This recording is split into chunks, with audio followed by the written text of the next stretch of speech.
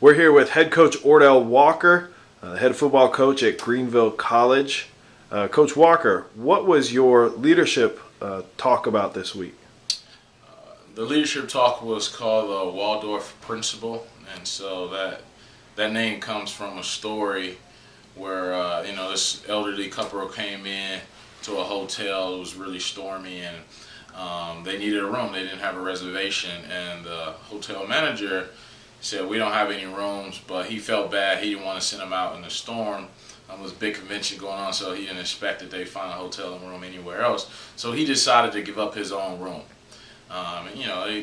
They didn't really want to take it, but they went on and took it. And so the next morning they come down and they talk to the manager and just express their thanks and how appreciative they was. And the husband said, "Hey, if I ever build a hotel, I just want you to know I want you to run it." So the guy didn't really think anything of as a hotel manager, but 2 years later he got contacted. Little did he know that the guy he gave up his room for was William Waldorf Astor, and so he made the Waldorf Astoria Hotel, which is one of the best hotels there was back then, and he offered that hotel manager a job. And so the lesson that we learn from that is when we serve people extravagantly, that's the pathway to greatness. And so he had a huge impact on that couple because he went over the top, because he was extraordinary. People expect good service. We all expect that. The pathway to greatness is sacrificial service, is serving people exceptionally and extravagantly, and that's how we can make maximal impact on people in leadership. Is there any biblical examples of this principle?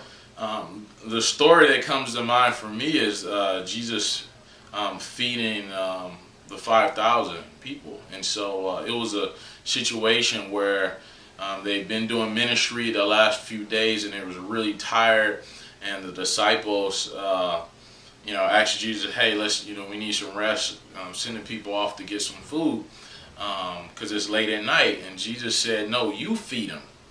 And so, Jesus had no obligation to feed the people and the disciples. The people wasn't expecting that. But they did, I think another point out of that was the disciples, they started to complain right away, how much money it was going to cost to try to feed 5,000 people.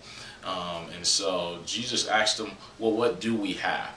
I know you don't have enough money for everything, but what do we have?" Well, they found, 5 loaves and 2 fish. And so, another principle is, serve extravagantly.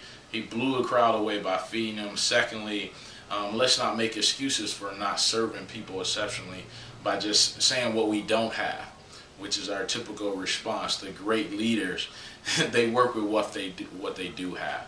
And obviously Jesus, he can work with anything when we're available. And so that's one of the other, principles that comes out of that story. Now, this is going to be the last leadership talk for the next 4 weeks or so, because you guys start spring ball next week. Are you ready?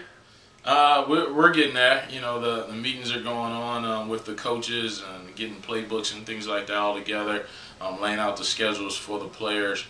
So everybody's excited and ready to get outside, and we're just praying for great weather and health and learn and have a lot of fun.